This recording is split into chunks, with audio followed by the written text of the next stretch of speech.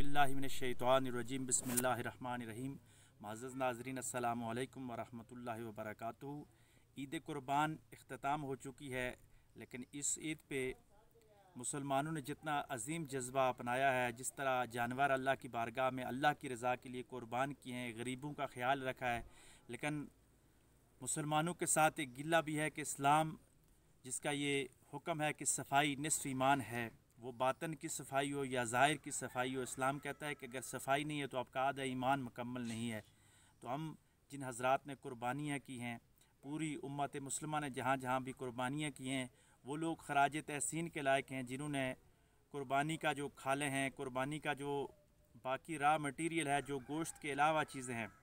وہ صفائی کے انتظامات کو مد نظر رکھا ہے اور کسی بھی جگہ گندگی نہیں پھیلائی، تو وہ مسلمان خراج تحسین کے لائق ہیں۔ میں سمجھتا ہوں کہ شاید ان کا ایمان اللہ کی بارگاہ میں مکمل ہے کہ وہ صفائی نصف ایمان پہ یقین رکھتے ہیں اور ملک، ملت اور اس زمین کو صاف رکھتے ہیں۔ لیکن دوسری طرف ان مسلمانوں سے شدید گلہ ہے جنہوں نے قربانی کے جانور کھلی گلیوں میں ذبح کیے، محلوں میں ذبح کیے، بازاروں میں ذبح کیے، گوشت تو اٹھا کے اپنے گھروں میں لے گئے یا غریبوں میں تقسیم کر دیا، لیکن قربانی کے جانور کی وہ فالتو اجزاء جس کی وجہ سے معاشرے میں بدبو پھیل رہی ہے، تعفن آ رہا ہے، وہ گندا خون، وہ اوجری یا باقی جو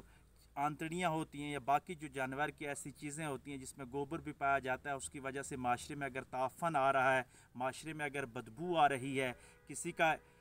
کسی کے ناک میں اگر بدبو چلی گئی، کسی کا دماغ خراب ہو گیا، چند لمحے کے لیے بھی اگر کسی کی سانس زہریلی ہو گئی، تو انسان کتنے بڑے گناہ کا مرتکب ہے کہ وہ دوسرے مسلمان کو تکلیف دے رہا ہے۔ اور دوسری طرف معاشرے کو گندا کر کے، ملک کو گندا کر کے، سڑکوں کو گندا کر کے، اس زمین کو گندا کر کے ہم اس ملک میں اگر صفائی نہیں لا سکتے تو کم از کم گندگی بھی نہ پھیلائیں۔ اگر ہم گندگی پھیلاتے ہیں تو ہم اپنے اسلام کی بنیادی تعلیمات سے روگردانی کر رہے ہیں، اسلام کی تعلیمات سے انکار کر رہے ہیں، کیونکہ اسلام کی جو قربانی ہے وہ صفائی سے شروع ہوتی ہے۔ جس قربانی میں صفائی نہ ہو، جس قربانی میں معاشرے کے اندر صفائی اور خوشبو نہ پائی جاتی ہو، تو میں سمجھتا ہوں کہ وہ قربانی اللہ کی بارگاہ میں شاید مقبول نہ ہوتی ہو۔ اللہ کی بارگاہ میں وہی قربانی مقبول ہوگی جس سے معاشرے میں صفائی آئے گی، لوگوں کے قلب و باطن میں صفائی آئے گی۔ اگر آپ غریبوں کو گوشت کھلاتے ہیں تو بڑا اعلیٰ کام ہے، لیکن غریبوں کو صاف ماحول فراہم کرنا، انسانیت کو صاف ماحول فراہم کرنا، یہ ہماری بنیادی ذمہ داریوں میں سے آتا ہے۔